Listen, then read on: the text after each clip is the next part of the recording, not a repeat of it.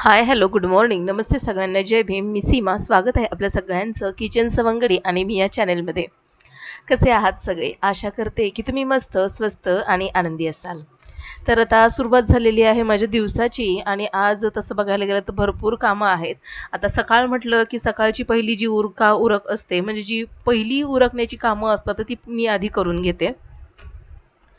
तर रात्री मी इथे ना, रात्रीचा तर तुम्ही व्हिडिओ पाहिला असेल की कसा म्हणजे वरचा पूर्णपणे भांड्याचा स्टँड खाली आला होता आणि किती ते वाढीव काम झालं होतं. तर तो व्हिडिओ बघितला नसेल तर तुम्ही नक्की व्हिडिओ बघा. पूर्ण कप वगैरे फुटले होते. तर काल रात्री मी ही जी फ्रीझरमध्ये जी साय काढून ठेवलेली, तर ती मी बाहेर काढून ठेवलेली होती रूम टेम्परेचरला आणि म्हटलं की चला आज सकाळी थोडासा वेळ आहे, तर पटकन आधी लोणी काढून घेते, म्हणजे तूप काढायचंय मला. तर ही जी साय जेव्हा मी बाहेर काढलेली ना, तर पूर्ण फ्रीझरमध्ये असल्यामुळे, फ्रीझरमधून काढलेली असल्यामुळे ती पूर्णपणे बर्फासारखी झालेली.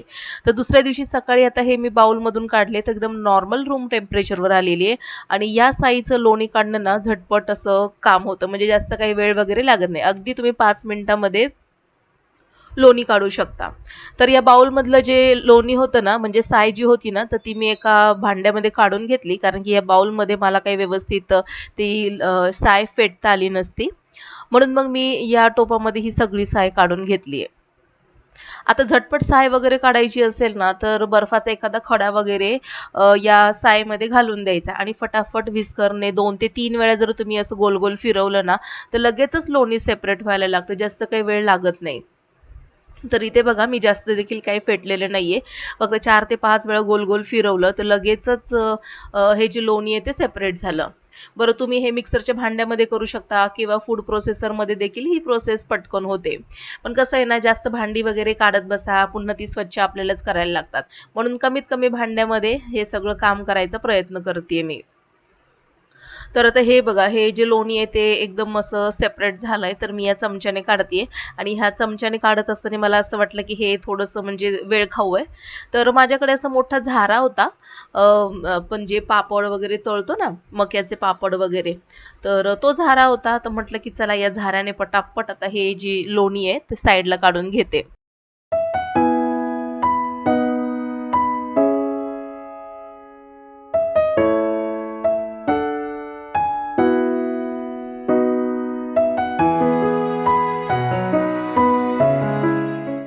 आणखीन भाजी चपाती बनवायची बाकी आहे, पण त्याआधी म्हटलं की तुपाचं काम आपण आधी करून घेऊया.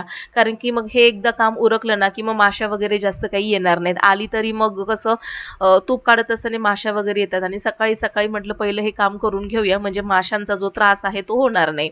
तर अशा प्रकारे बघा मी हे जे लोणी काढलं होतं, तर हे मी 2 ते 3 पाण्याने धुवून घेते. म्हणजे कसं आहे, म्हणजे जास्त काही बेरी वगैरे निघत नाही. आता हे एकदा धुतलं आणि दुसऱ्यांदा पुन्हा मी ते पाण्यामध्ये घातलेलं आहे आणि पुन्हा एकदा धुवून पुन्हा मग हे डायरेक्ट नॉनस्टिकचं जे भांडं आहे ना, तर त्या भांड्यामध्येच हे तूप याच्यामध्ये मी कढवणार आहे. आता नॉनस्टिकच्या भांड्यामध्ये तूप कढवण्याचं एक कारण म्हणजे जी थोडीफार काही बेरी वगैरे शिल्लक राहिलेली असते ना भांड्याला, तर ती बेरी ना पटकन तळापासून सेपरेट होते. म्हणजे खूप जास्त काही कष्ट, घासून, रगडून वगैरे भांडं स्वच्छ करण्याची आवश्यकता नाही. अलगद पापड कसा निघतो वेगळा, तर तशी ती बेरी पूर्णपणे निघून जाते. म्हणून मग मी ना तूप काढण्यासाठी शक्यतो नॉनस्टिक भांड्याचाच उपयोग करते. तर आता हे बघा, हे सगळं तूप मी म्हणजे लोणी एका साईडला काढलेलं आहे आणि आता हे भांडं ना असंच मी गॅसवर ठेवून देते. तर या चमच्याला जास्तीचं असं लोणी वगैरे लागलं होतं. ते चमचे मी असेच त्या भांड्यामध्ये ठेवले आणि गॅस थोडंसं फुल केला.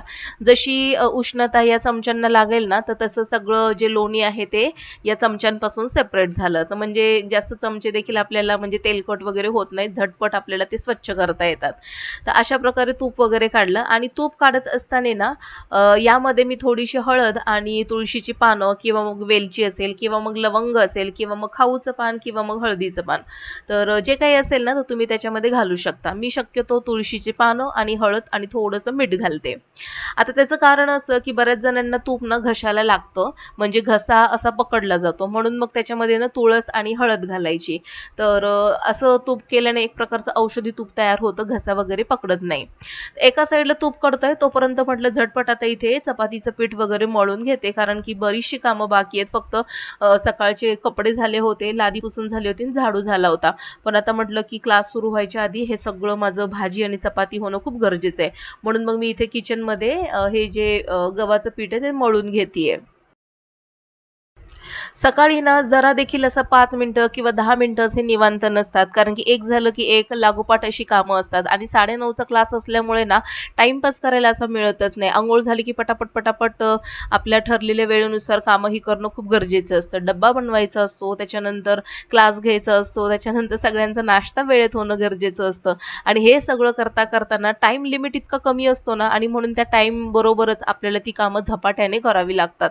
तर इथे तसंच माझं काहीसं झालं.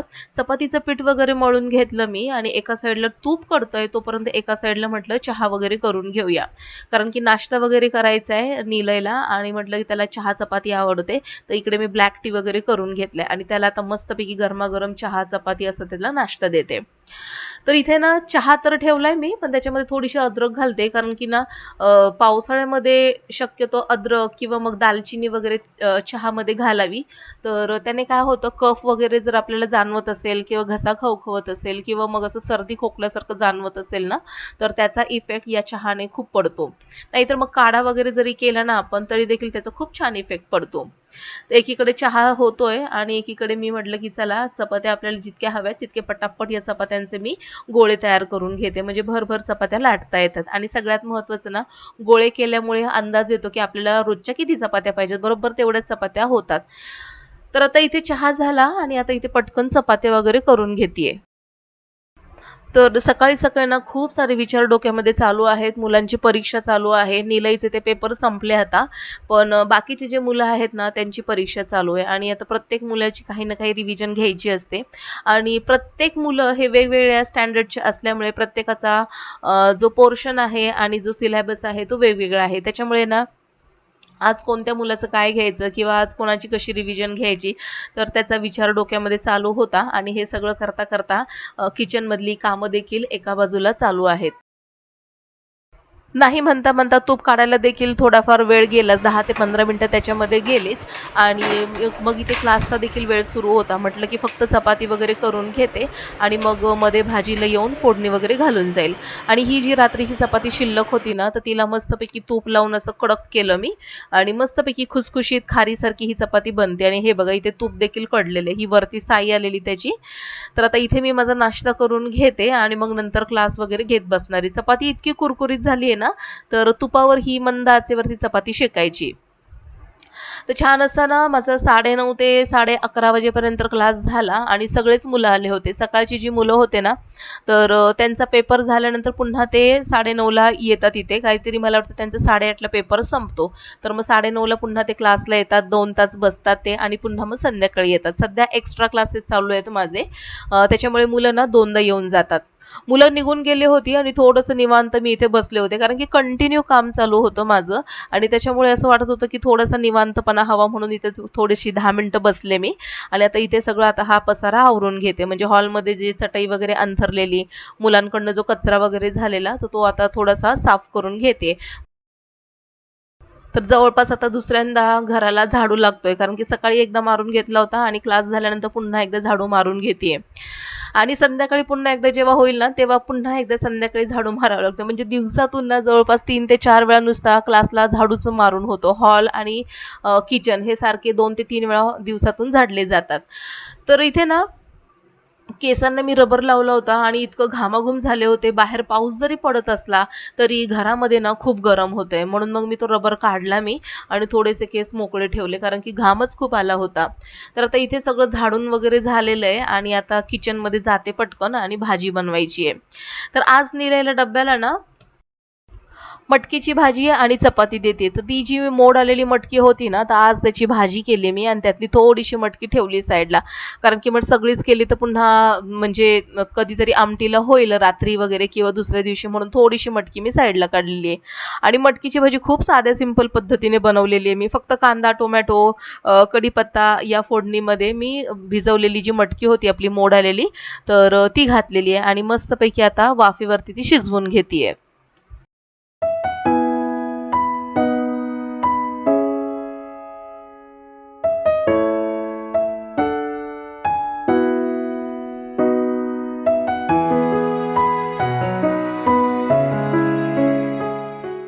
स्वयंपाक तर एका साईडला झालेलाच आहे, पण म्हटलं की चला आता ही सिंकमध्ये जी काही थोडीफार भांडी पडलेली आहेत, तर ती हातासरशी लगेचच स्वच्छ करून घेते.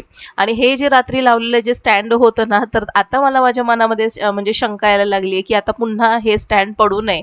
आणि म्हणून इतकी सगळी भांडी स्वच्छ केली ना, आता ही भांडी मला ह्या स्टँडवर लावायची आहेत. पण तरी देखील धाकधूक मनामध्ये चालूच आहे, की म्हणजे हे स्टँड परत खाली येऊ नये म्हणून. आणि मग आता मी काय करते, ही जी भांडी मी ठेवतीये ना, तर निथळून झाली की लगेचच मी काढणार आहे ती भांडी. आणि मी बघतीये की तो स्क्रू पुन्हा असा लूज वगैरे झालाय का वगैरे असं, तर सपोर्ट मी पुन्हा एकदा चेक करतेय. तर असं होतं आजचं माझं दिवसभराचं म्हणजे सकाळपासूनचं ते आत्तापर्यंत दुपारपर्यंतचं रुटीन. तर आजचा ब्लॉग आवडल्यास नक्कीच लाईक शेअर आणि सबस्क्राईब करून बेल आयकॉन प्रेस करा. चला तर मग भेटू पुन्हा, तोपर्यंत बाय.